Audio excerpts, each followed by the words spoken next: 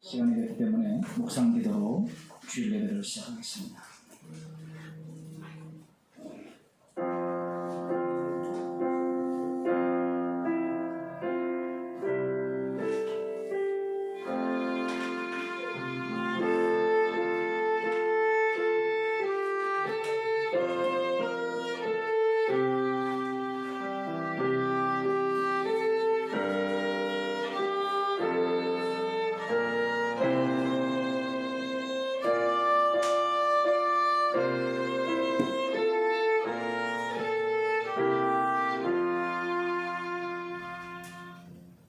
하나님 말씀 자면서 22장 28절에서 29절 말씀을 함께 읽도록 하겠습니다.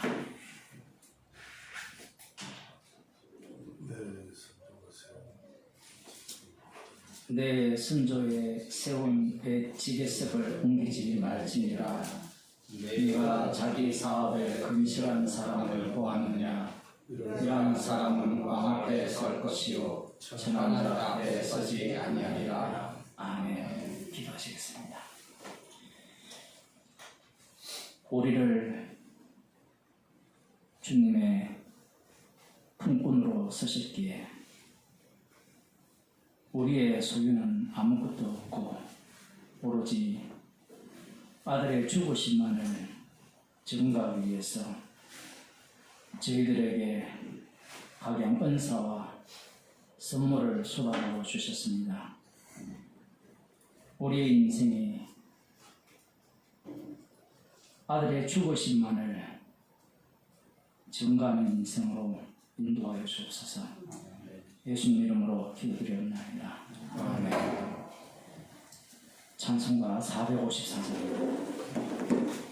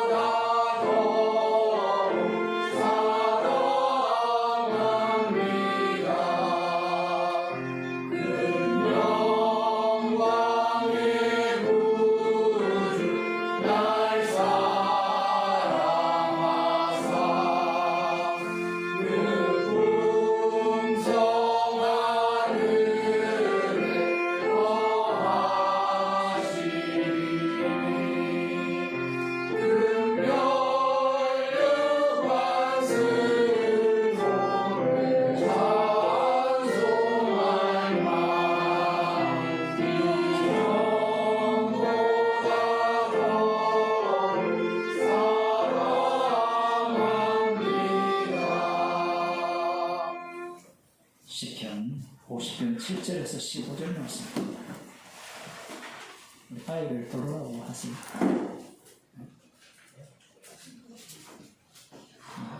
시편 50편 7절에서 15절 말씀을 교독하도록 하시겠습니다.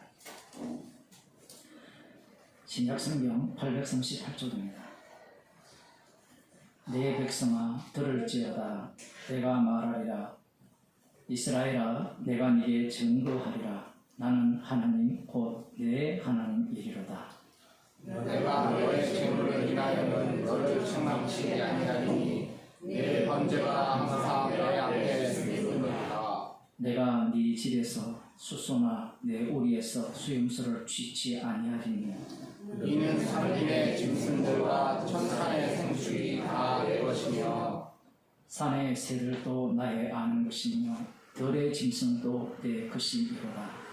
내가 가령 죽여도 내게 이르지 않을 것은 세계와 거기 충만한 것이 내 것이니로다. 내가 숫소의 고기를 먹으며 염소의 피를 마시겠느냐. 바로 하나님께 제사를 드리며 지극히 높으신 자에게 내 소원을 갚으며 함께 읽겠습니다. 환난 날에 나를 부르라. 내가 너를 건지리니 네가 나를 영화롭게 하리로다. 아멘.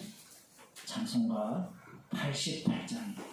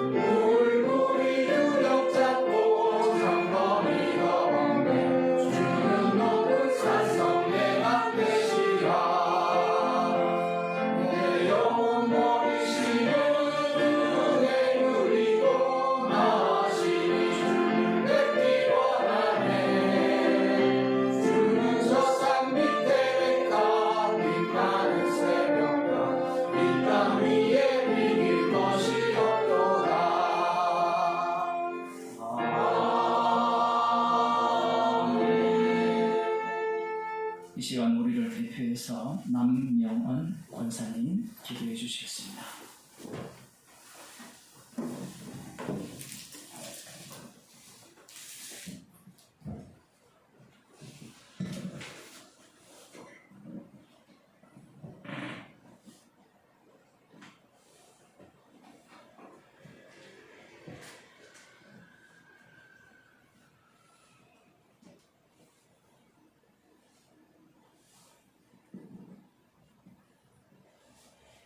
하나님 아버지, 오늘도 저희들에게 건강 주시고 주님이 말씀하시는 귀한 자리로 이끌어 주심을 감사드립니다. 우리는 어제나 오늘이나 여전히 주님의 이름을 빙자하여 나의 의를 세워 나를 위한 천국을 꾸며가는 삶을 살아갑니다.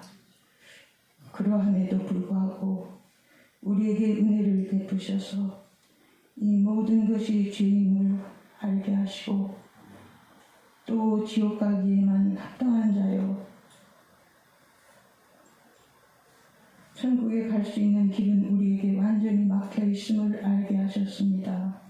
그러나 또한 십자가에서 이 모든 일을 끝내주셔서 주님의 피로 천국 백성 되게 하심도 알게 하셨습니다.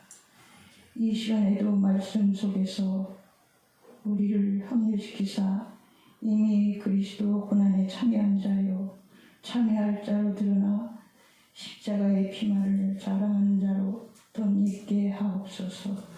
예수님의 이름으로 기도드립니다. 아멘.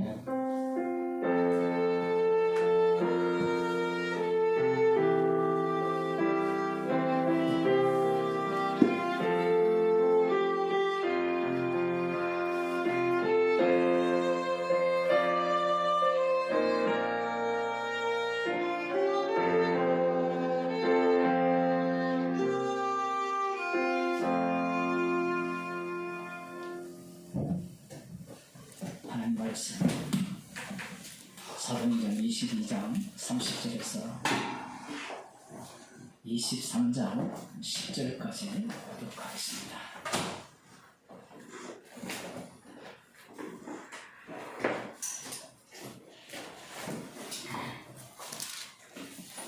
제가 읽어드리도록 하겠습니다. 신약성경 228쪽입니다. 이튿날 천부장이 무슨 일로 유대인들이 그를 송사하는지 실상을 알고자 하여 그 결박을 풀고 명하여 제사장들과 온 공회를 모으고 바울을 데리고 내려가서 저희 앞에 세우니라. 바울이 공회를 주목하여 가로되 여러분 형제들아 오늘날까지 내가 범사의 양심을 따라 하나님을 섬겼노라 하거늘 대제사장 아나니아가 바울 곁에 섰는 사람들에게 그 입을 치라 명하니 바울이 가로되 회칠한 담이여 하나님이 너를 치시리로다. 네가 나를 율법대로 판단한다고 앉아서 율법을 어기고 나를 치라 하느냐 하니 곁에 선 사람들이 말하되 하나님의 대제사장을 네가 욕하느냐. 바울이 가로되 형제들아 나는 그가 대제사장인 줄 알지 못하였노라. 기록하였으되 너의 백성의 관원을 비방치 말라 하였느니라 하더라. 바울이 그 한 부분은 사두개인이요 한 부분은 바리새인인 줄 알고 공회에서 외쳐 가로되 여러분 형제들아 나는 바리새인이요 곧 바리새인의 아들이라. 죽은 자의 소망 곧 부활을 인하여 내가 신문을 받노라. 그 말을 한즉 바리새인과 사두개인 사이에 다툼이 생겨 무리가 나누이니 이는 사두개인은 부활도 없고 천사도 없고 영도 없다 하고 바리새인은 다 있다 하니라. 크게 혼화가 일어날새 바리새인 편에서 몇 서기관이 일어나 다투어 가로되 우리가 이 사람을 보매 악한 것이 없도다. 혹 영이나 혹 천사가 저들어 말하였으면 어찌 하겠느냐 하여 큰 분쟁이 생기니 천부장이 바울이 저희에게 찢겨질까 하여 군사를 명하여 내려가 무리 가운데서 빼앗아 가지고 영문으로 들어가라 하니라. 아멘. 좀 받아주세요.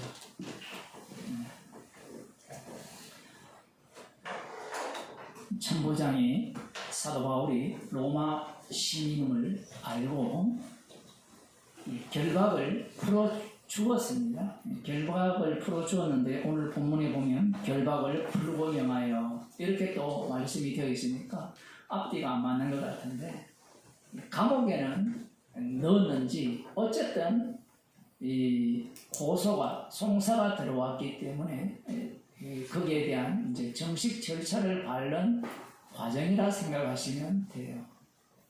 이런 내용들이 성경에 있잖아요. 굉장히 중요합니다. 왜 중요하냐면 이게 우리의 일상이거든요. 그 일상 자체가 필요 없는 게 아니라 일상이 이 복음을 전하는 데 있어서 주께서 조성하신 환경이에요. 또 우리는 그 환경에 대해서 약간 무시하는 경향이 있죠. 교회 와서 말씀 듣는 것은 중요하고 재판받는 것은 안 중요하고, 물론 사도 바울이 복음 때문에 지금 갇히게 된 그 뒤에 문도 좀 닫아주세요. 그 상황이니까 뭔가 이 재판도 복음과 관련되어 있지 않느냐 이렇게 생각을 하기 때문에 뭔가 특수 상황이라 이렇게 생각할지 모르지만, 모든 만물은 십자가 되신 주님을 위해서 만들었고요. 그분을 위해서 돌아갑니다. 어젯밤에 그 10시 반쯤에 그 이태원에서 압사 사고가 일어났죠. 데모한 세대는요, 압사 사고가 안 일어나요. 데모를 해보신 분들 있나요? 여기 거의, 저기 제일 뒤에 우리 김 집사님 계신데, 데모는 질서가 가장 중요하거든요. 그 백골단이 쫓아올 때 그 질서가 흐트러지면 밟히고 잡히거든요. 예, 도망갈 때도 조직적으로 움직이는데 요즘 세대가 질서를 압니까? 그럼 나이 많은 세대가 질서를 알겠어요? 지하철을 타보면요, 다 좀비예요. 그 사람들도 언제 밟혀 죽을지도 모르는 것 같아요. 제가 볼 때는. 안 내리면 좀 비켜주면 되는데 입구에 서서 꼼짝을 안 하죠. 그게 젊은이가 되었든 늙은이가 되었든 어쩔 때 우리가 한결같은지는 모르겠어요. 그래서 독재가 좋은 거예요. 그 독재를 하면 질서를 잡거든요. 그 군대 출신. 제가 얼마 전에 한 24년 만에 우리 대학원, 신학대학원 동기들 몇 사람을 만나는데, 거기 총무가 군복이거든요. 그 모임을 하는데 완전 군대식으로 해요. 또 거기에 한 어떤 나이 든 분 목사님이 계시는데, 이분은 군대식이 아니라 법으로 해요. 동기 모임인데 법으로 하자는 겁니다. 그러면 질서가 잘 잡히잖아요. 그러한 어떤 일상들이 그 속에 무엇이 들어있는가를 내뱉는 상황이라는 거예요.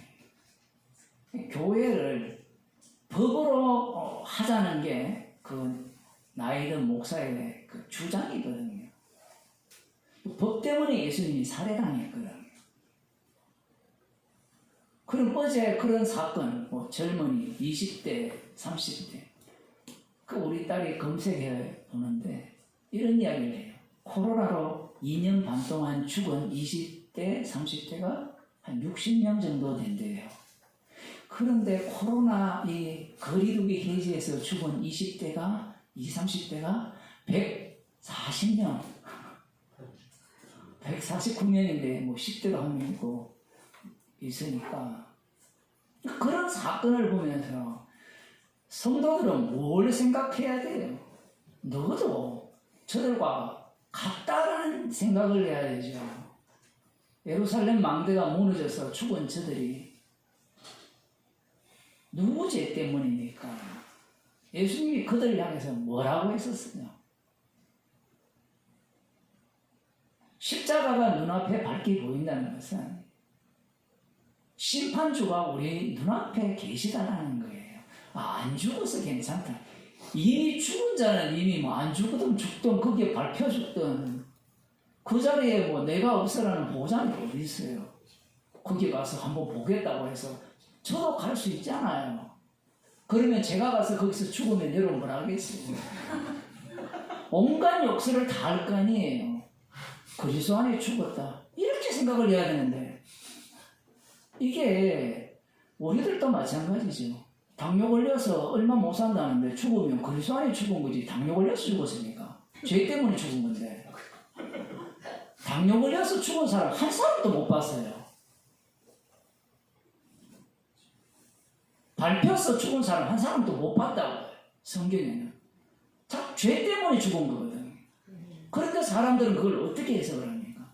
전쟁 때문에 죽고, 밟혀서 죽고, 코로나 걸려서 죽고, 그 주님의 심판, 이것은 다 삭제해버리죠. 천부장은 자기 살 길을 찾아 헤매는데 그 사는 방식을 지금 재판을 통해서 로마 시민이니까 왜 이 사람을 송사했는지 고소했는지 제대로 한번 들어보고 이제 법대로 해보겠다라는 겁니다. 주님은 이런 상황에서도 자신이 일을 쉬지 않죠. 느부갓네살을 누가 왕으로 세웠습니까? 아수르와 바벨론 제국을 누가 그렇게 강력한 힘을 소유하는 나라로 만들었어요? 아마 교회는 푸틴이 죽어라고 기도하겠죠. 푸틴을 만든 분은 주님이에요. 우리는 내심 러시아가 지기를 원하잖아요. 왜 그래요? 이 세상은 영원해야 되거든요. 핵무기를 안 쏴야 돼요. 왜 그렇습니까? 내가 살기 좋은 세상이어야 되잖아요.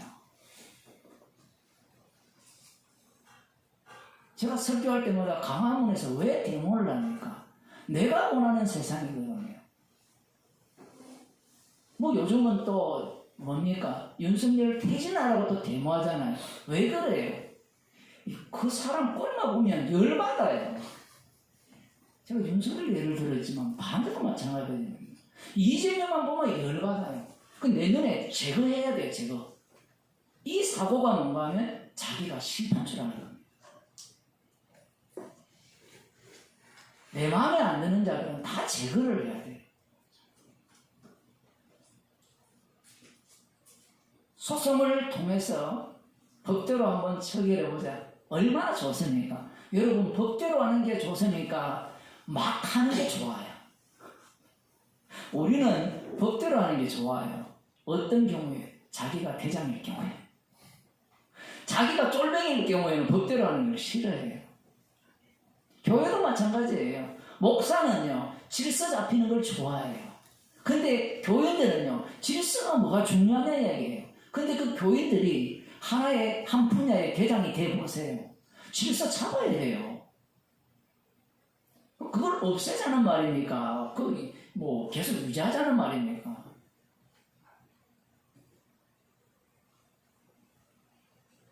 없애든 유지하든 다 나를 위한 것이에요.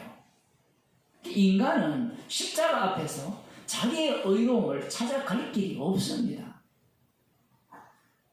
복음을 위한 세상이거든요. 이 천부장이 자기가 주님에 의해서 지금 재판을 하고 있다라고 상상도 못하죠. 복음을 모르기 때문에 그래요. 복음을 알면 십자가를 자랑하겠죠. 바울을 데리고 내려가서 저희 앞에 세운다. 오늘 이 본문이 상당히 중요한데 뒤에 보면 23장 1절 바울이 공회를 주목할 이 공회가 산헤드린 공회입니다. 대제사장이 보통 뭐 71명이다 2명이다 하는데 아마 71명이 가장 정확하지 않긴 한가 대충 그렇게 생각하는데 70장로들을 이렇게 전통을 이어받아서 70명의 그 공회원들과 대제사장이 의장이 되고 그 절반은 뭐 사두개인들 절반은 바리새인들 뭐 이렇게 생각하셔도 괜찮아요. 서기관들 대부분은 바리새인들이었기 때문에 그냥 그렇게 생각하시면 돼요. 그 공회를 주목하여 보는 겁니다. 이 바울의 눈에는 그들이 뭘로 보였을까요? 예수님을 살해했잖아요. 공회를 모아서 예수님을 살해하고 서기관 집사를 죽일 때도 마찬가지고요. 지금도 마찬가지입니다. 그들을 향해서 뭐라고 이야기하느냐라고 하면요. 딱 한마디를 해요. 여러분 형제들아. 형제들이라는 말을 표현하는 이유는 이 두 가지 의미를 담는다고 볼 수 있습니다. 혈통적으로 아브라함의 자손이니까 형제라고 부를 수 있고요. 로마서에 의하면 이 형제들을 향한 애탄이 담겨 있을 수 있고요. 이 형제들 속에 진짜 형제들이 들어있을 수 있다는 얘기예요. 이 원리는 똑같습니다. 이스라엘 속에 참 이스라엘이 들어있거든요. 구약이 그렇잖아요. 이스라엘을 불러가지고 그 이스라엘 속에 가짜 이스라엘은 진멸하고 참 이스라엘을 뽑아내고, 이스라엘 속에 참 이스라엘은 예수님 뿐이잖아요. 교회 안에 교회가 있잖아요. 같은 원리입니다. 그러니 단순히 사도 바울이 형제를 사랑하는 마음으로 형제들아 이렇게 외쳤다 그러면 이건 감성에 의지한 거잖아요. 복음을 전할 때 감성에 의지한다고 통하겠어요? 또 이렇게 이야기하면 감성 빼고 합시다. 뺀다고 통할 것 같으면 빼고 하세요. 감성을 넣든 말든 그건 그냥 되는 대로 하시면 돼요. 근데 인간들은 어쨌든 이것을 넣느냐 마느냐를 해가지고 이렇게 하면 더 복음을 잘 들을 것이다, 저렇게 하면 잘 들을 것이다. 제가 제일 많이 들었던 게 그런 거거든요. 대학원 친구들 만났을 때 제가 오랜만에 그 단체톡 있는 줄 몰라 올리니까 아무도 연락 안 와요. 60 몇 명이 있는데 제가 그렇게 악명이 높았어요. 그분들이 이건 목사님을 더 잘 알아요, 저보다. 저 그거 깜짝 놀랐거든요. 제가 대학원 다닐 때 그렇게 복음을 열심히 전했는지. 아직도 그 자리에 있냐.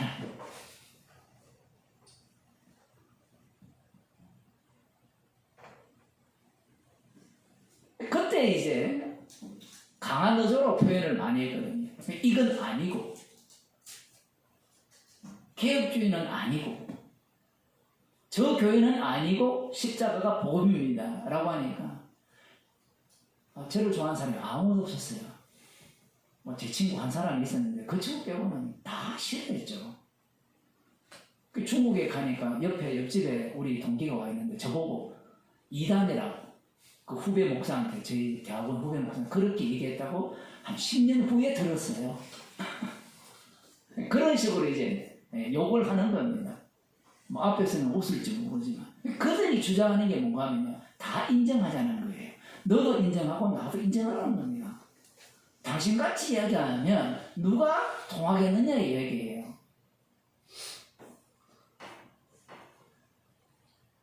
예수님께서 다 인정하셨으니까. 바리새인도 인정하고 사두개인도 인정하셨으니까. 이 바리새인 사두개인은 민주당 국민이 이렇게 보시면 돼요.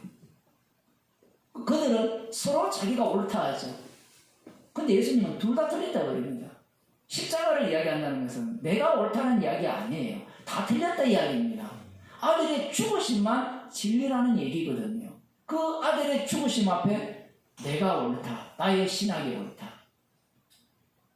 지금 이 공회원들 구성원이 바리새인과 서기관들인데 그들을 향해서 부형들아 양심을 따라 하나님을 섬겼노라. 그 앞에 오늘날까지 내가 범사해 양심을 따라 하나님을 섬겼노라.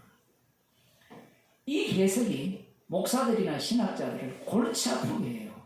왜 그런가 하면 오늘날까지라고 했잖아요. 그럼 오늘날까지라고 했을 때는 그 전 출발이 언제부터인가 이 시점을 이야기를 해야 되거든요.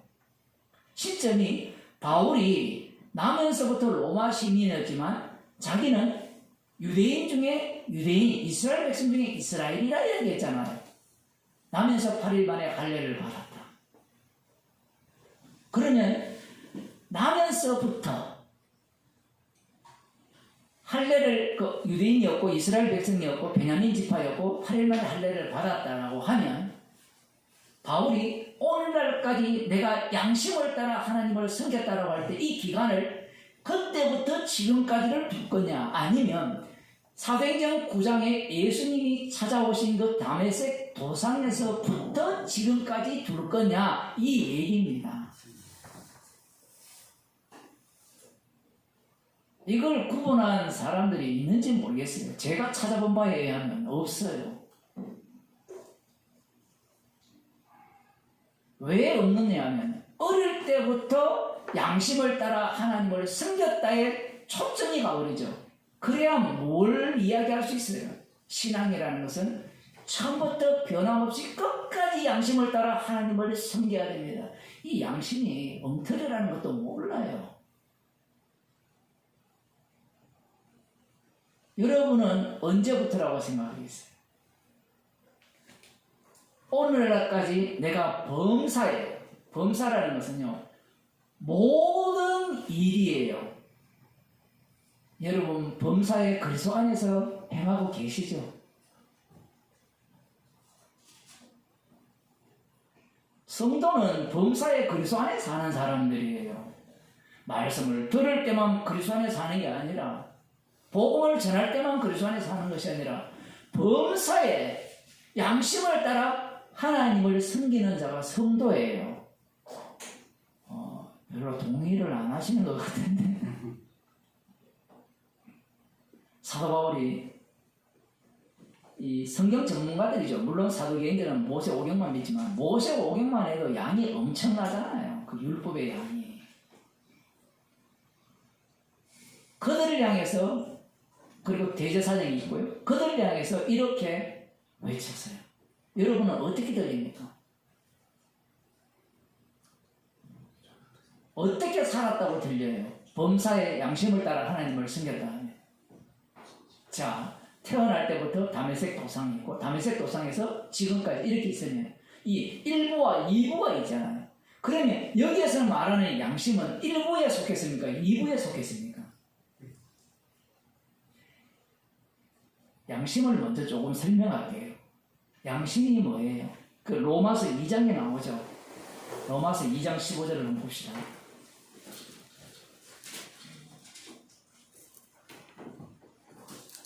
이런 이들은 그 양심이 14절부터 보면 율법 없이 없는 이방인이 본성으로 율법의 일을 행할 때는 이 사람은 율법이 없어도 자기가 자기에게 율법이 되나니. 이 율법이라는 말을 딱 들으면 하나님의 율법을 먼저 떠올리잖아요. 그렇게 떠올리지 말고요. 같은 단어지만 다른 의미로 쓰면 됩니다. 법 있죠, 법. 이미 여러분 속에는 법이 다 담겨 있어요. 먹을까 말까. 네? 즉 오늘 맛있는 거 갖고 오면 먹을까 말까 법이 있어요. 근데 여러분만 그 법이 있는지, 안 그러면 예수 안 믿는 사람을 데리고 와보세요. 먹을까 말까, 맛있다 맛없다, 뜨겁다 뜨겁지 않다, 차다 덥다. 항상 선악을 구분하거든요. 차갑다 뜨겁다 이런 말조차도 그냥 객관적 사실로 우리는 생각할지 모르지만, 나라는 사람이 개입되면 선악으로 나눠요. 우리 별나잖아요. 맵다라고 하는 순간 우리 어느 집사님이 하면 나는 안 먹어. 이건 악이야. 이거. 또 여기 우리 장로님 계시면 맵다면 맛있어. 이게 선이야. 선악을 다 나누거든요. 양심이라는 게 무엇이냐 할 때, 인간들은 이 양심적으로 살아라 이 얘기가 뭔지 아세요? 네가 하나님이지 않느냐. 그 다음 또 단계를 넘어갑니다. 하나님이라면 하나님이 악을 행할까요? 선을 행할까요? 선을 행하죠. 그러면 네가 하나님이라면 선을 행하라. 이 얘기가 양심대로 살아라 이 얘기예요.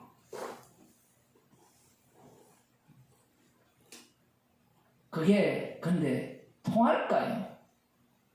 그 양심이 조폭들에게는, 어제도 저는 중국에 있을 때 이 목욕탕에 가면 옷 입은 사람들이 엄청나게 많이 들어오거든요. 탕 안에 옷을 입고 들어와요.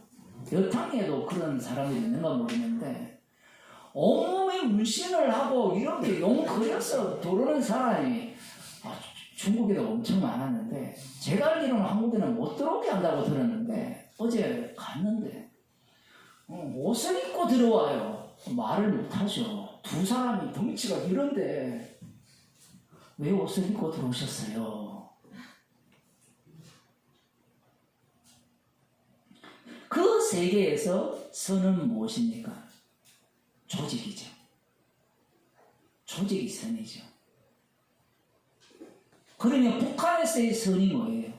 김정은이에게 당신 양심을 따라 하라 이렇게 하면 뭐가 양심이에요? 자기를 중심으로 이 군주 체제죠, 일종의.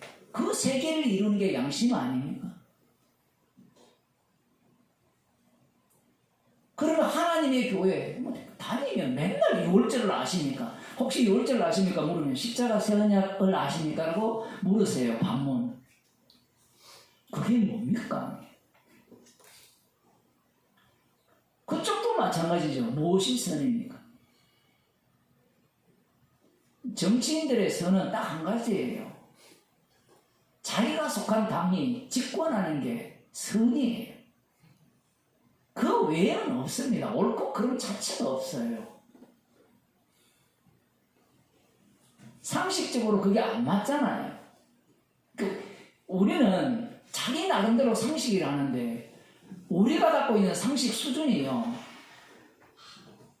너무 떨어져 있어요. 표현을 하면 미국 사람의 수천만 명이 지구가 네모나다고 믿고 있어요. 혹시 아세요? 못 들어봤죠? 그러니까 여러분 아는 게 힘이 아니잖아요. 모르니까. 어떻게 그럴 수 있느냐? 여러분 중국 그 로켓이 뭐 달에 갔잖아요. 그죠? 봤습니까? 봤어요? 어제 할로윈에서 149명 죽었죠? 봤습니까? 얼마나 이런 데는 믿음이 좋은지 보지도 않고 듣기만 해도 믿어요. 149명이 죽었다고. 그게 가짜 뉴스면 어떡할 거예요? 사람들이 상식, 양심 그 모든 기저에는 무엇이 깔려 있느냐라고 할 때는 선악이 깔려 있거든요. 내가 양심을 따라 범사의 하나님을 섬겼다라고 했을 때 그러면 유대인들은 로마서 2장에 나오는 이 양심은 이방인들이 갖고 있는 양심이에요. 그들은 율법이 없거든요. 그러면 이걸 알려면 유대인들, 이스라엘 백성들의 양심이 뭔지를 알아야 돼요. 왜냐하면 지금 사도 바울이 양심을 따라 섬겼다 했을 때 분노를 하잖아요. 분노를 하는 이유는 너는 양심을 따라 섬긴 게 아니야 라는 얘기거든요. 그러면 예수님 당시에, 이 당시에 바리새인들은, 사두개인들은 양심을 따라 섬겼다라고 했을 때 그 양심 속에는 무엇이 담겨 있느냐라고 하면 율법이 가득 담겨 있는 거예요. 콕 찌르면 율법이 나와요. 우리는 콕 찌르면 내 자존심이 나오지만 돈 많은 사람은 콕 찌르면 돈을 내거든요.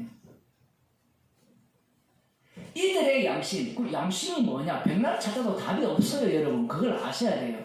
양심의 이 헬라어 그 내용을 들어가 보면 선악을 구분하는 거거든요. 선악을. 그럼 선악을 구분하려면 유대인들, 이스라엘 백성에게는 기준이 있을 거 아니에요. 율법입니다. 그 율법이 가득 들어와 있는 거예요. 율법을 따라 선악을 나누는 겁니다. 그게 그들의 양심이에요. 그러면 그들은 양심을 따라 섬겼다고 했을 때는 항상 율법에 순종했다라는 이야기예요. 그러면 이방인들의 양심은 뭐냐? 율법이 들어가 있습니까? 없습니까? 없죠. 없으니까 무엇이 담겨 있어요? 그들의 전통이 담겨 있고 사회 문화가 담겨 있죠. 그걸 달리 표현하면 무의식이라고 하죠. 무의식. 그럼 무의식은 어디에서 발생하느냐? 어디에서 발생합니까?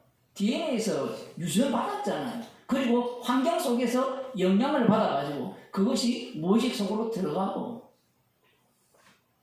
그리고 의식화되면 그것이 양심이 되잖아요.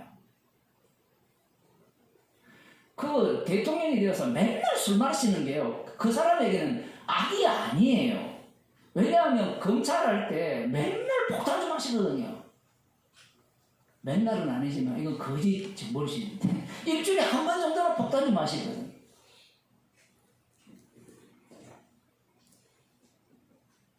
그게 무엇이 악이냐 얘기예요. 그런데 옆에서 아무리 이야기해도 그걸 안 듣죠. 선악 기준이 다르기 때문에. 자기가 살아가는 그 선악 기준이 확정적이에요. 어떤 상황에서? 환경에서. 어떤 집은 어른이 오면 자리를 비켜줘요. 그죠? 비켜주는 게 선이라 생각하거든요.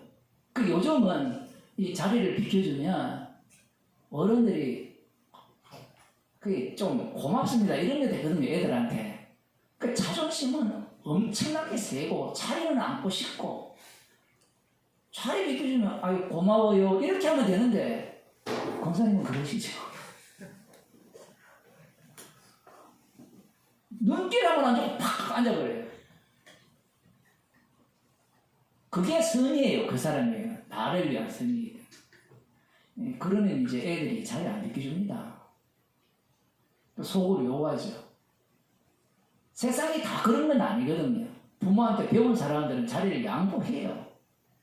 근데 그것이 선이냐 아니냐 배웠잖아요.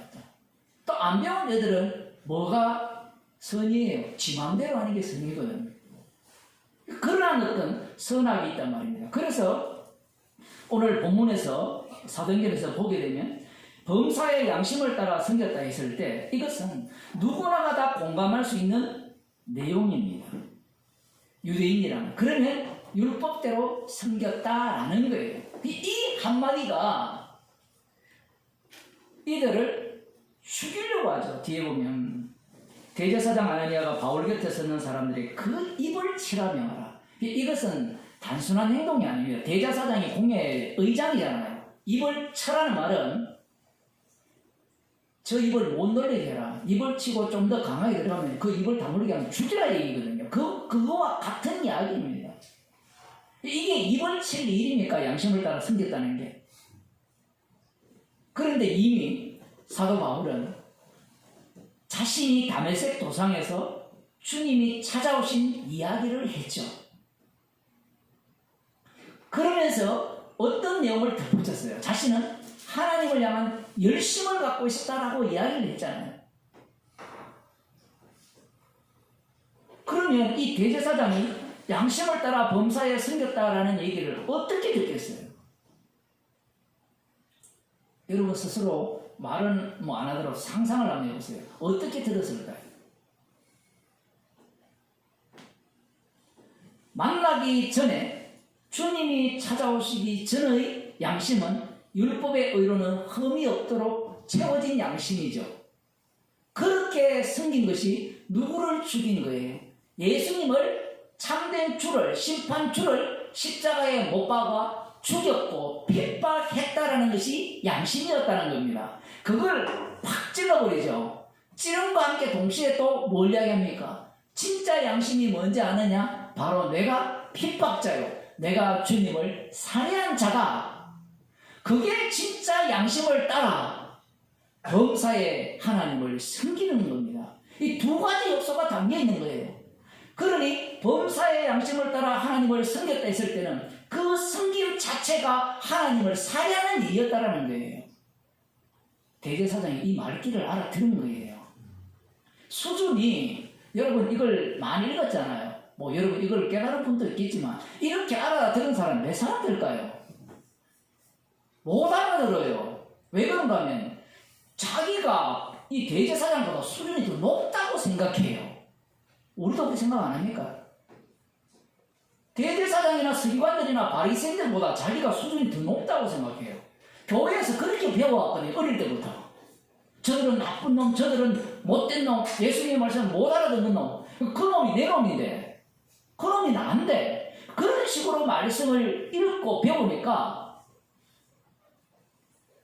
이 대제사장이 어떤 식으로 이해했는가가, 왜 입을 쳐라라고 이야기했는가가 그 이유를 모르는 거예요.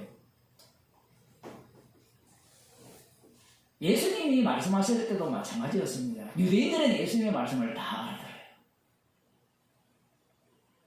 제가 요한복음 그 책에 그런 얘기를 했잖아요. 여러분들은 요한복음 읽으면서 예수님을 사랑하고 싶은 마음이 생겼습니까? 생겼습니까?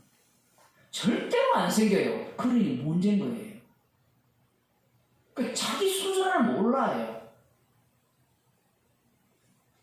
그럼 언제 생기느냐? 요한복음을 읽고 구원받고자 하는 그 입장에서 읽다가 복음을 들으면요, 그런 예수는 죽여야 돼요.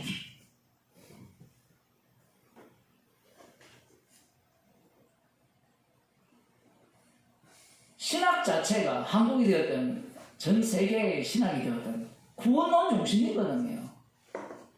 구원론에 미쳤어요. 그 구원론 중심이라는 말은 인간을 좋게 하는 복음이라는 겁니다.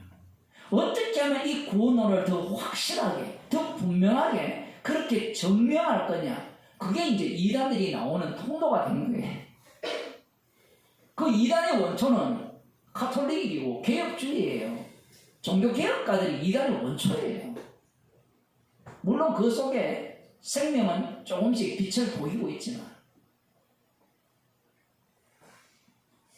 대제사장의 귀에는 범사에, 오늘날까지 범사에, 태어날 때부터 바리새인이고 베냐민 지파니까 이 지금까지 살아온 범사의 양심을 따라 숨겼다는 이 말의 의미를 정확하게 깨뚫고 있습니다. 그러니 입을 치라는 거예요.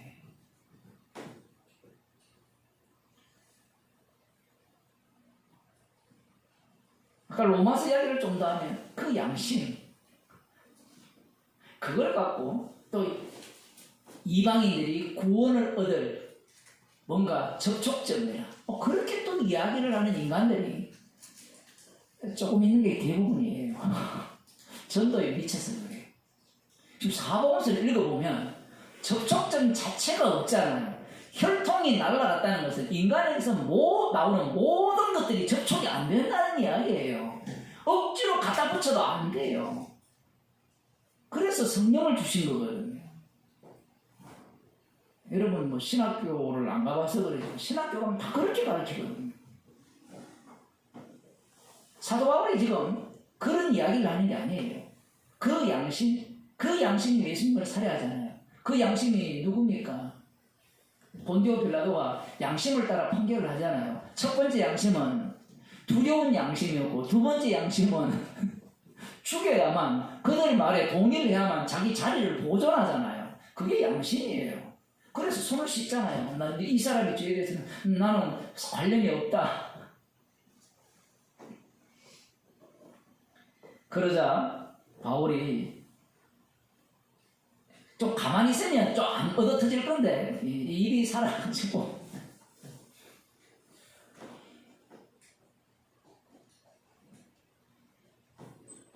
회칠한 담이여 하나님이 너를 치시리로다. 네가 너를 율법대로 판단한다고 앉아서 율법을 어기고 나를 치라 하느냐 하니. 회칠한 담, 예수님 회칠한 무덤. 겉으로는 깨끗하죠. 속으로는 이 더러움의 뼈다귀들이 가득 들어있다는 거거든요.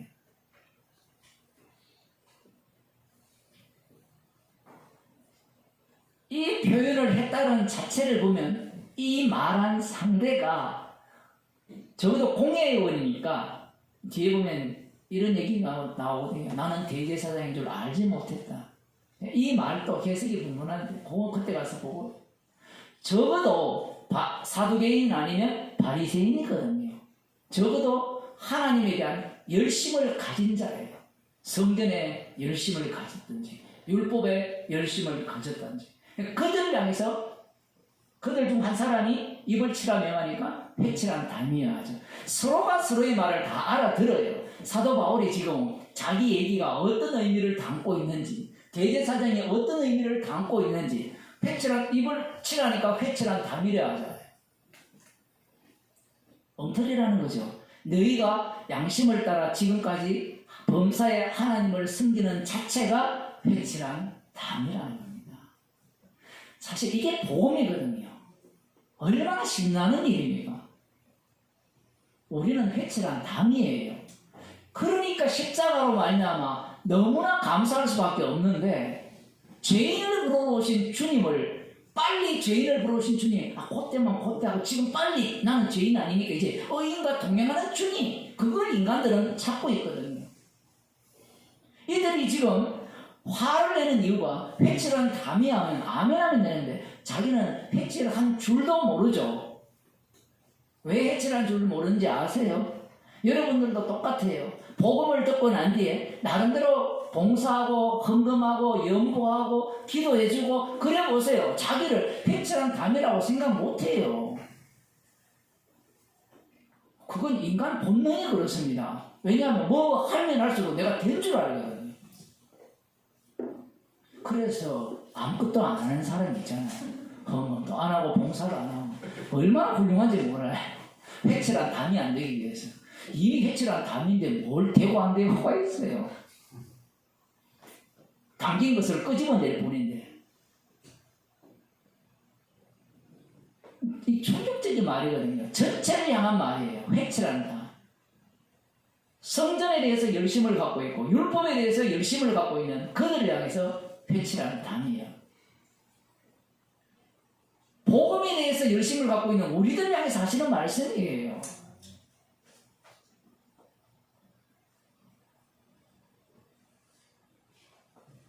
하나님이 너를 치시리로다.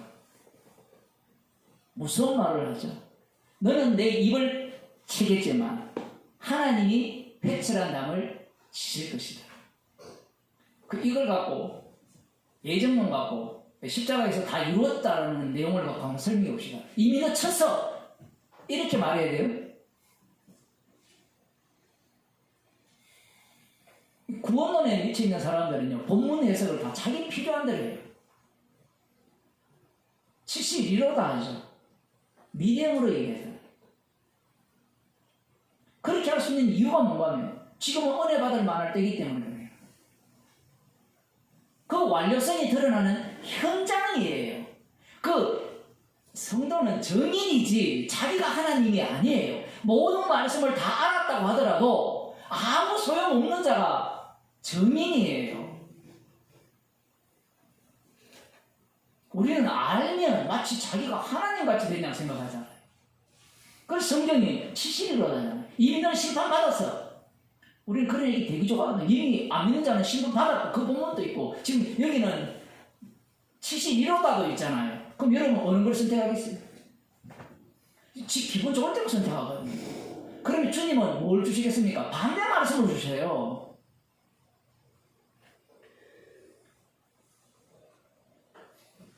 네가 나를 율법대로 판단한다고 앉아서 율법을 어기고 나를 치라 하느냐.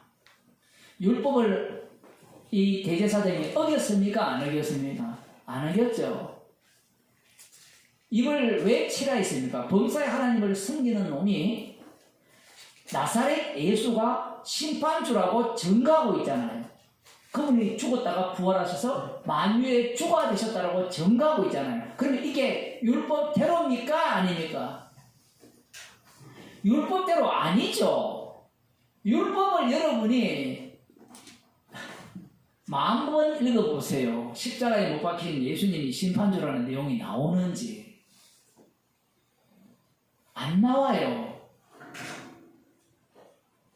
그런데 사도 바울은 성경을 받아죠. 성경을 받은 입장에서 율법대로 네가 판단한다 했을 때 율법대로 판단하면 어떻게 판단을 해야 돼요? 율법대로 판단하면 판단할 자격이 없는 자로 판단을 해야 되죠. 근데 그렇게 되려면 주께서 성령을 부어 주셔야 됩니다.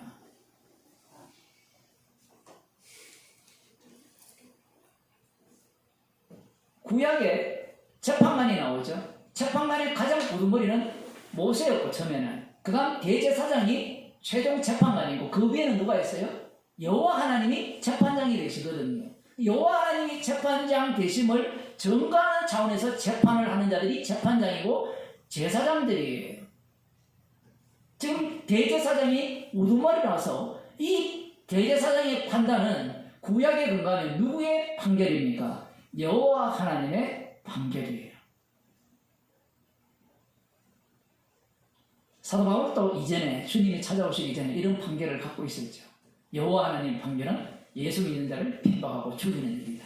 저희 우상 숭배자들 자신을 하나님이라 한 신성 모독을 한 여호와의 이름을 망령되이 일큰 저런 놈은 제거해야 메시아 왕국이 속히 도래한다라는 것이 그들의 사고방식이었습니다.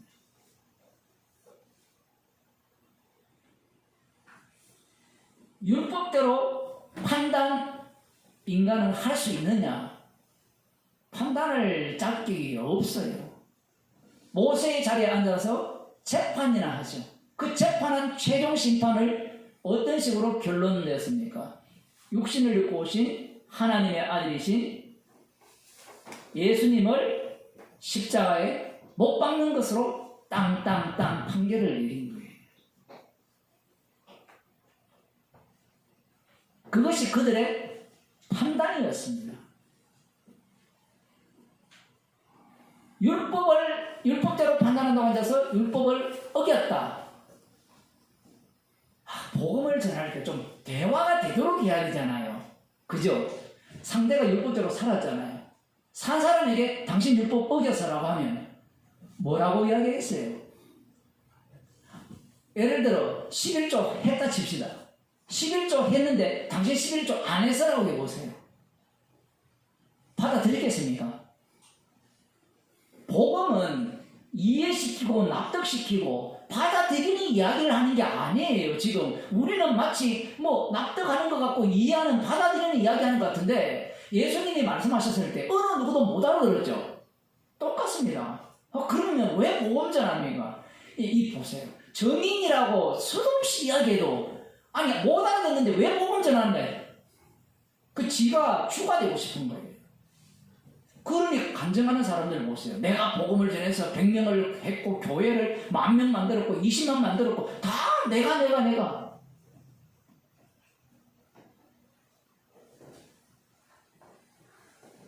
율법을 어긴다는 게 무슨 말인지 몰라요. 율법을 어긴다는 것은 구약 이스라엘 백성들이 율법에 불순종한 것이 어겼다고 생각하는 거예요. 그들은 율법을 지켰기 때문에 안식일을 지켰기 때문에 율법을 어겼다고 생각하지 않죠.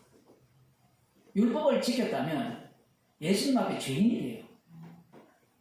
지키는 것과 죄인 되는 것 같고 이게 안 맞잖아요. 서로. 그 언어가 안 맞아요.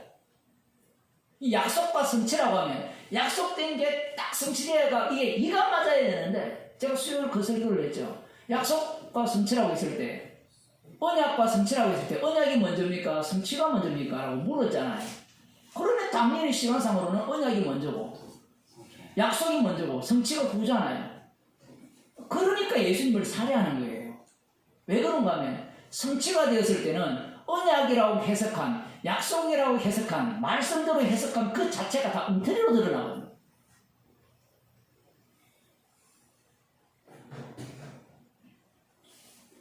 율법을 어기고 나를 치라 하느냐. 이 나라는 게 나오죠. 사도 바울. 사도 바울이 주님과 동행하고 있죠. 지금 주님을 증거했단 말입니다.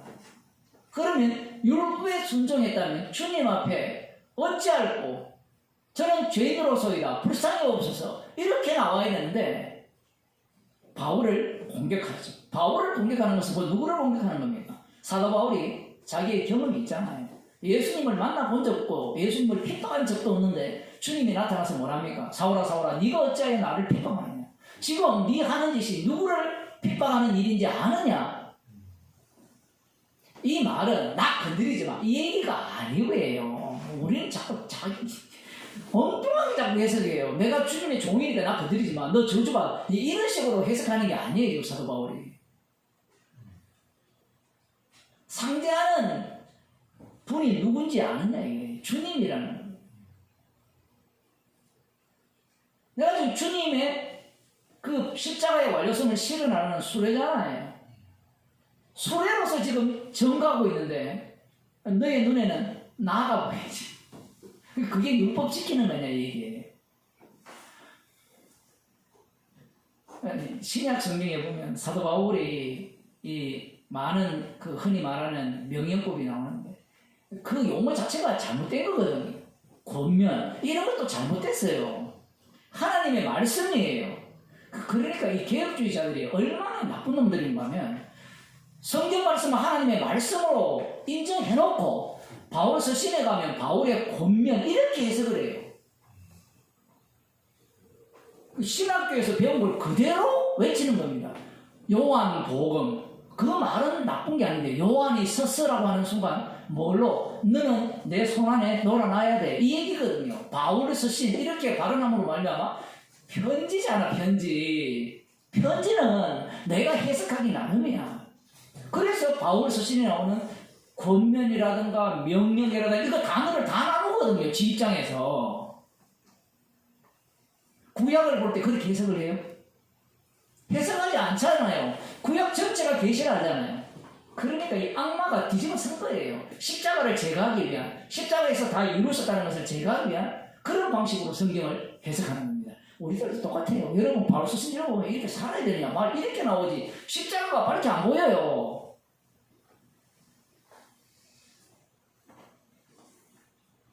곁에 선 사람들이 말하되 하나님의 대제사장을 네가 욕하느냐. 하나님의 대제사장. 방금 말씀드렸죠. 판단은 누구의 판단? 여호와 하나님이 재판장이기 때문에 대제사장의 판결은 여호와 하나님의 판결이에요. 이 성경에 구약 내용이 촘촘하게 안 들어와 있는 것 같은데 다 깔려 있어요. 우리는 대제사장이 뭐 돈 주고 샀고 이랬으니까 나쁜 놈 이렇게 들어가잖아요. 논리가. 예수님이 거기에 대해서 지적한 적 있습니까? 예수님이 지적한 적 계세요? 없어요? 없죠? 우리 같으면 뭐부터 따지겠어요? 네 신학교 어디 나왔어? 너 아버지 누구야? 네 아론의 그 혈통을 이어받은 거 맞아? 족보 내놔. 그 당시 족보만 내놔. 가짜 족보.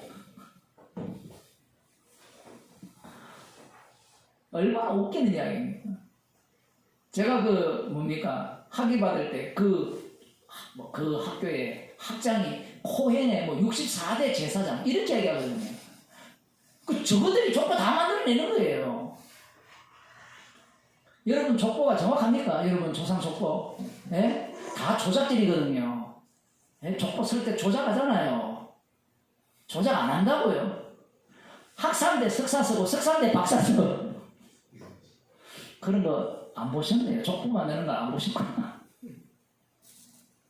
부풀어 올리잖아요. 모든 게 과장하고. 그럼 왜 그러냐 하면 내가 나중에 박사학위 받을 거야. 나중에 장관이 될 거야. 이전에 그 양반 샀잖아요. 조선시대 때 그 양반이 한 5%밖에 안 되잖아. 원래는 5% 됩니까? 근데 나중에 되니까 수십 프로가 다 양반이야. 여러분 양반 아는 사람 손 들어보세요.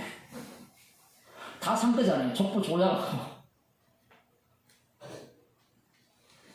우리 조상은 아니라고. 전주이시라고. 전주이시고 가짜 전주이시 얼마나 많을까요? 어제 뉴스 보니까 가짜 이력서 내가지고 기업에 취직하고 선생도 하고 자기가 서울대 대학원을 졸업해가 박사학위 받았다고 이렇게 이력서 내가 가르치는데 그중 서울대 나오고 서울대 박사학위면 첩보만 다르거든요. 레벨 자체가 다르거든요. 부모한테 걸려가지고 이제 잡혀갔는데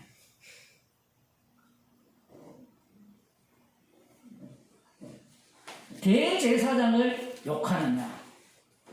그러니 그들이 바리새인과 사두개인들, 물론 사두개인들 중심으로 볼 수 있지만 바리새인도 나름대로 인정을 하는 거거든요.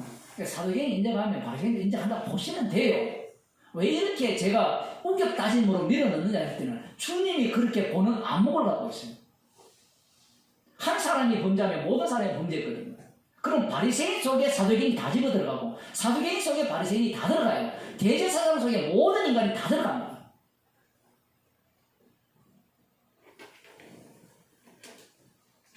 그들의 마음을 표현하죠.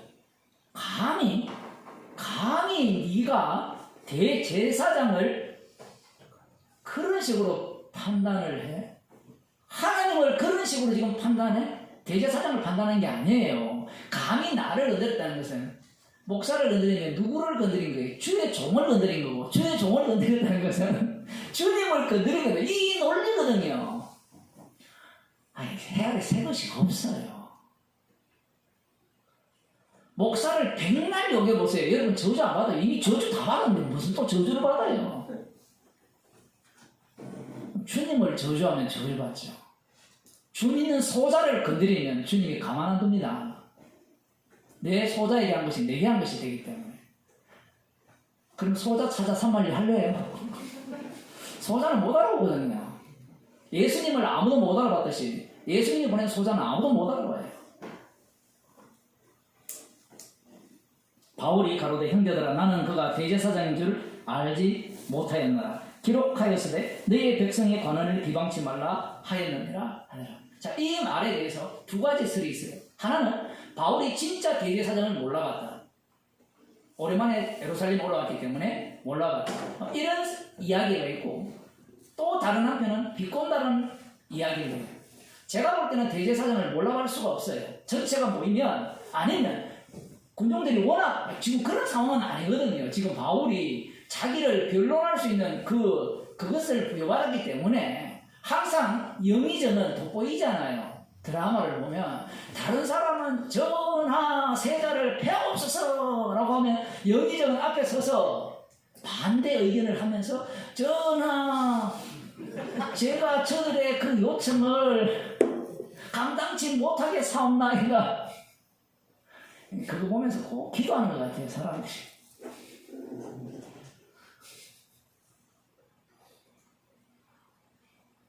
다 알아요. 바울이 안다고 봐야 돼요. 알면서 비꼬는 겁니다. 비꼰다는 말은 우리가 볼 때는 비꼬는데 책망이에요. 봅시다. 대제사장을 네가 욕하는 자 때 바울이 가로되 형제들아 나는 그가 대제사장인 줄 알지 못하였노라. 이 말을 하는 순간 어떤 의미가 돼요? 대제사장이라면 누구를 증거해야 돼요? 예수님을 증거해야 되죠. 진짜 대제사장이라면. 아니 목사님 그거 너무 과한 해석이 아닙니까? 제가 과합니까?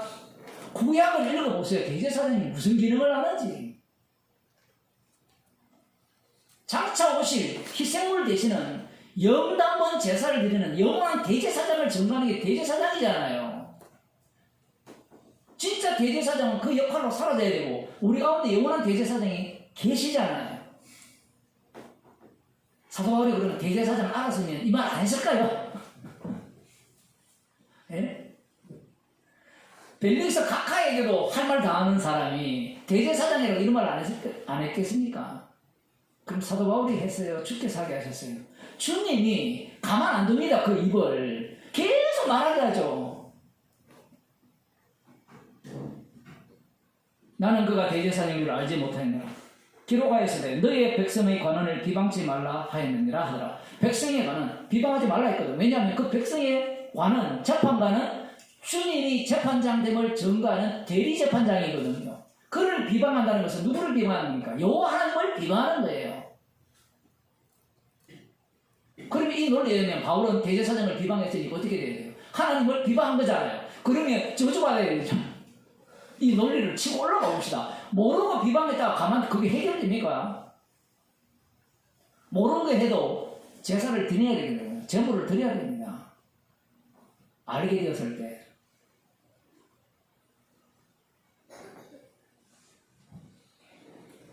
관원을 왜 비방치 말라 했습니까? 이것은 나중에 보면 누가 관원이 돼요? 12제자가 이스라엘 12지파를 다스리는 자로 세운다고 하거든요. 그 성도들입니다. 정민들이에요. 그걸 여기에 담아버립니다.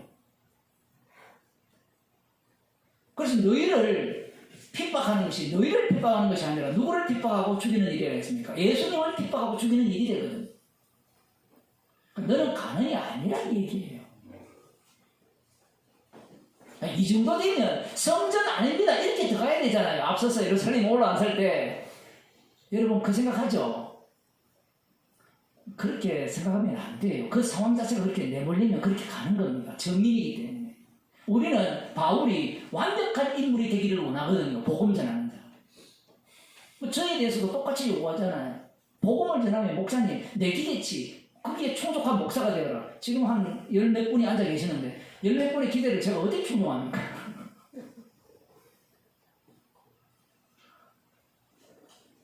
사람들이 그 생각을 하는 거거든요. 너희의 백성의 관원을 비방치 말라. 관원 자체가 지금 누구를 비방하고 있어요? 이 바울의 논리에 의하면 바울이 관원이죠. 그러면 바울이 전하는 복음을 이들이 들어야 되는데 바울을 공격하고 있잖아요. 아니 목사님 액면가대로 봅시다. 지금 액면가대로 보는 거예요. 사복음서가 깔려 있잖아요. 구약이 깔려 있잖아요. 구약이 없고 사복음서가 없으면 그냥 보면 돼요. 바울이 그냥 말하는 대로 들으면 되죠. 그런데 이것이 바울의 말이 바울의 말로 끝났습니까? 계시로 여기에 기록되었습니까? 계시가 되죠. 계시가 되는 순간 하나님의 영이 임했잖아요. 하나님의 영이 임하면 십자가의 완료성을 다 담아내버리죠. 십자가의 완료성을 다 담아낸다는 것은 구약과 신약 전체를 담았다는 얘기입니다. 목사들이나 신학자들이 이런 얘기를 왜 못하는가 하면 그렇게 하면 대화가 안 되잖아요. 학문적으로 이야기를 해야 되잖아요. 논리적으로.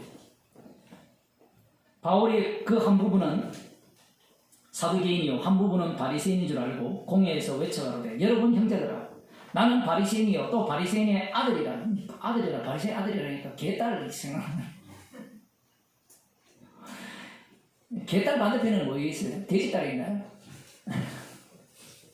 국딸이 있나요? 국딸? 죽은 자의 소망과 부활을 인하여 내가 신문을 받노라. 이 말씀도 상당히 어렵죠. 바울이 왜 이런 이야기를 합니까 갑자기? 한쪽은 바리새인이고 한쪽은 사두개인이니까 사원 붙이기 위해서 말하는 것 같죠? 자기는 빠져나오기 위해서. 얼마나 지혜롭습니까? 그 얘기가 아니에요 지금. 바울이 이야기를 던진 이유는 주님께서 시켰기 때문에 던졌는데 주님께서 시킴으로 말미암아 자신이 바리새인 중이고 부활을 믿고 죽은 자의 소망 부활을 믿기 때문에 내가 지금 이런 상황에 신문을 받는다라고 말함으로 말미암아 이들의 속셈을 끄집어내는 거예요. 속셈. 오늘 상해드린 공예의 속셈. 드러난 본심. 이게 설교 제목인데 본심이 드러난 거예요. 본심. 방금 율법대로 판단한다 했잖아요. 율법대로 판단해서 바울이 이걸 치라고 했어요. 그러면 그들이 율법대로 했다면 바리새인과 사두개인이 분파가 갈라지면 됩니까? 안 됩니까? 안 되죠. 한 하나님을 믿고 있잖아요. 그런데 바울이 이미 갈라졌어요. 자기를 바리새인으로 하는 순간 이들이 지금 율법대로 판단하고 율법대로 행하고 지금 바울을 지금 잡아서 죽이려고 하는 것이 나사렛 예수가 주라고 하니까 마치 이들은 여호와를 위한 열심으로 덤빈 것 같은데 바울이 자신이 바리새인의 아들이라고 외치니까 그들의 본심이 드러났어요. 그것들은 다 허울 좋은 구호에 불과했던 겁니다. 진짜 중요한 것은 자기 조직이에요. 자식이 조직이라는 말은 그 속에 속한 나가 중요하다는 이야기입니다.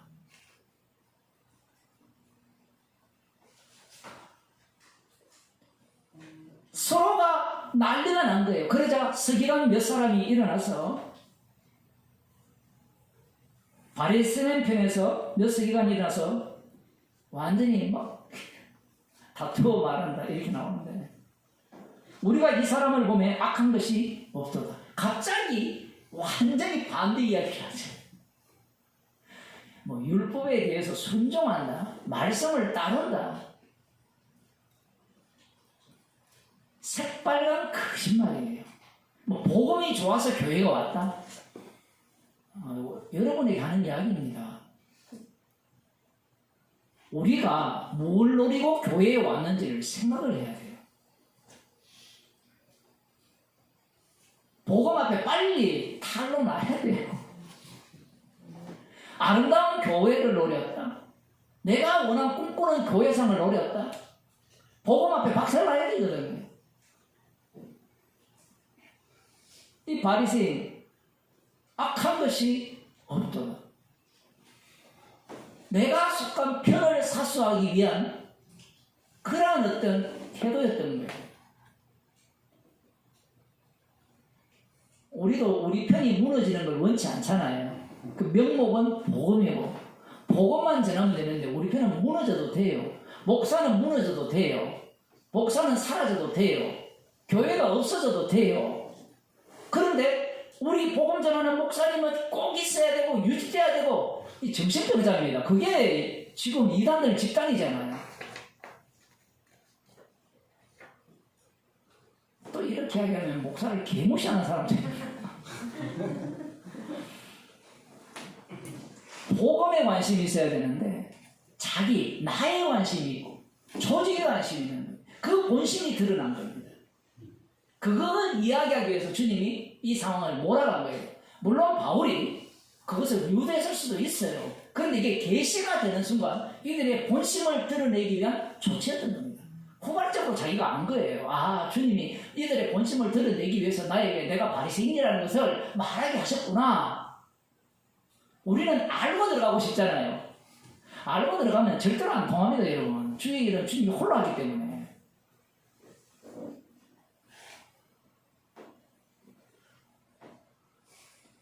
더 재밌는 것은 이렇게 말합니다. 악한 것이 없도다. 혹 영이나 혹 천사가 저대로 말하였으면 어찌 하겠느냐. 지금 바리새인의 신학이 이렇게 구성되어 있는 거예요. 자기 편이잖아요. 자기 편을 옹호하고 더욱더 강하게 해주는 그러한 이야기는 천사가 있을지도 몰라.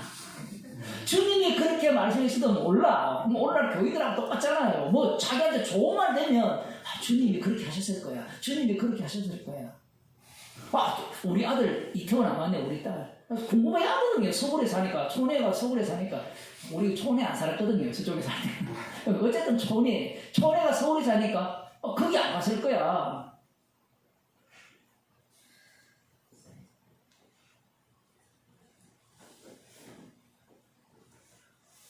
주의 뜻이야. 이런 식으로 해석을 하는 거예요.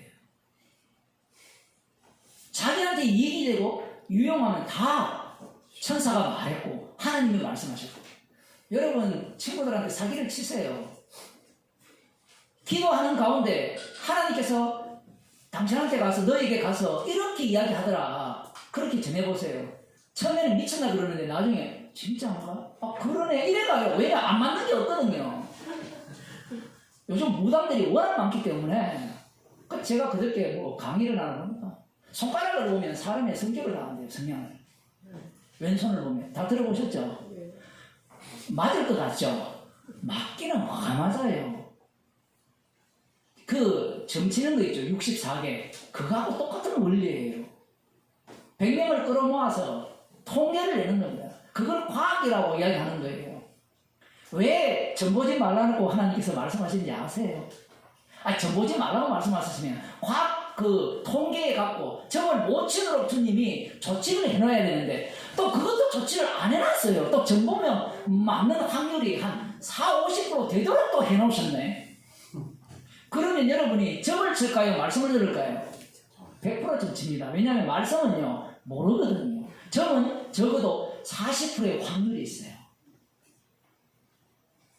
제가 또 가만히 있으니까 또 봤죠. 안 맞아요 저랑.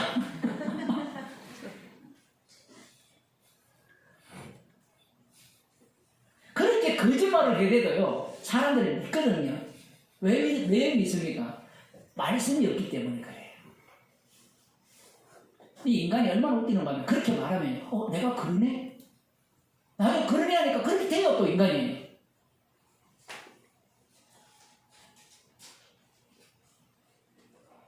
자기를 위한 말씀인 겁니다.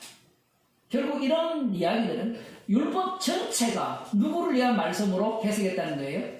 우리 조직. 이미 바리새인이 만들어진 지가 BC 한 160년 정도부터 만들어졌으니까 160년의 전통을 갖고 있잖아요. 160년부터만 만만치 않습니다. 우리 지금 모임한 지 몇 달 됐어요. 물론 인터넷으로 이렇게 모인 지 한 2년 됐는데 그게 160년 전에 해보세요. 그걸 해체할 수 있을까요? 제 고향 교회가 100몇 년 됐거든요. 그러니까 그걸 나중에는 교인 늙은 사람 다 죽고 교인 하나도 없어도 그거 사소한다고 앉아질 거예요.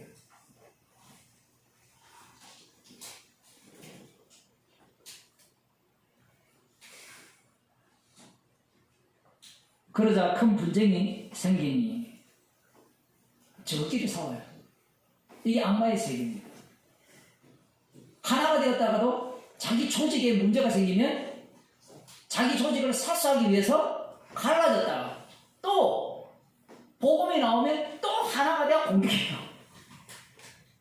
성도는 이런 상황 속에 살아가는 겁니다.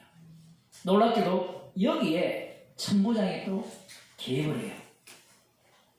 바리새인들은 바울을 보호하려고 하고 자기 편에 서서 얘기를 해줬잖아요. 사두개인들은 반대편에 부활도 안 믿고 영생도 없고 뭐 영도 없고 뭐 이런 소리를 하니까 바울을 죽여야 되겠다는.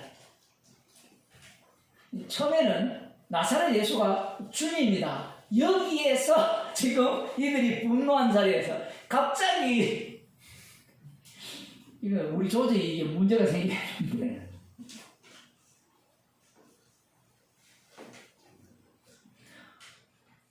어떤 분들이 우리 모임을 뭐라 그러면 그냥 맞습니다라고 하면 돼요. 변명할 필요가 뭐 있어요.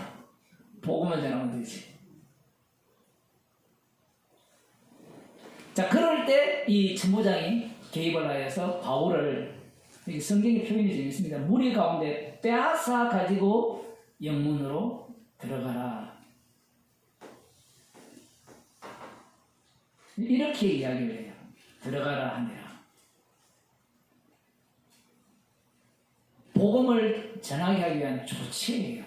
아, 복음을 전하니까 보호했다. 이런 논리를 펴면 안 됩니다. 그럼 서대반도 보호하죠. 그럼 끝까지 보호를 해야 될 거 아니에요. 복음을 실으는 날은 수레니까 수레를 잘 지켜야 돼. 아니에요. 복음을 전하는 그 기간이 사명이 끝나면 이 수레는 불타 없어져야 돼요. 그게 언제입니까? 이태원에서 죽은 애가 17살 한 명이 죽었는데 그 사람이 걔가 복음을 알았다면 그게 수레가 불살라질 시점이에요.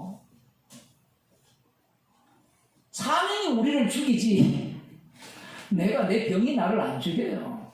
장로님 뭐 10년 못 산다고 하는데 30년 되면 못 들어갈 거예요. 주님 행사하지 마시라고. 무섭습니다. 예. 정의를 뿌린데 우리는 단 우리가 내일 일을 모르기 때문에 잠깐 보이다가 없어지는 안개처럼 사는 그런 고백을 성도들이 하는 거예요. 풀은 바르고 꽃은 시들어야 되고요. 말씀 대신 십자가만은 영원해야 됩니다. 그런데 풀이 언제 마르느냐? 그건 우리가 알 바 아니에요. 오늘 복음 듣고 가다가 교통사고 나서 죽을 수도 있어요. 아니 목사님 말이 씨가 되는데 말이 씨가 될 것 같으면 나 천국 가요. 이 얘기 외칩시다. 말이 씨가 되도록. 정말 그럼 걔들이 이태원에 가서 나 거기 가서 압사당할 때 말이 씨가 돼서 죽었어요? 죄 때문에 죽었지. 말이 씨가 되어서 저주받는 게 어디 있어요? 십자가신 주님이 십자가에서 끝내는 조치를 우리 가운데 펼치는 겁니다. 기도하시겠어요? 하나님 아버지, 말씀을 통하여 우리의 본심을 들추어내시고 주님의 죽으신 그 사랑의 깊이를 알아보게 하심을 감사드립니다. 우리의 입에서 나오는 모든 것들이 주님의 죽으심만을 자랑하며 증거하는 말들이 되게 하여 주옵소서. 주 예수 그리스도의 은혜와 하나님 아버지의 크신 사랑과 성령의 교통하심이 말씀 앞에 우리의 본심이 낱낱이 드러나며 십자가에 용서하신 그 은혜를 깊이 알아가기를 소원하는 주의 백성에게 축원하옵나이다. 아멘.